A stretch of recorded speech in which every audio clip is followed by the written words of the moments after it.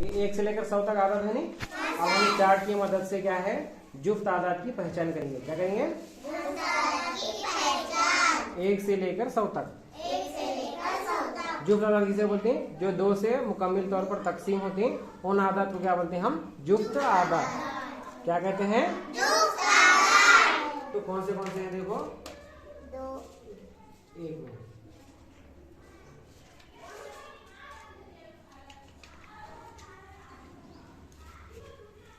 जुफ्त आदाद जो मुकम्मल तौर पर 2 से तकसीम होते हैं, बोलो 2 4 6 8 10 12 14 16 18 20 22 24 26 28 30 32 33 37 38 40। इसी तरह से क्या है हम 1 से लेकर 100 तक जुफ्त आदाद की पहचान कर सकते हैं।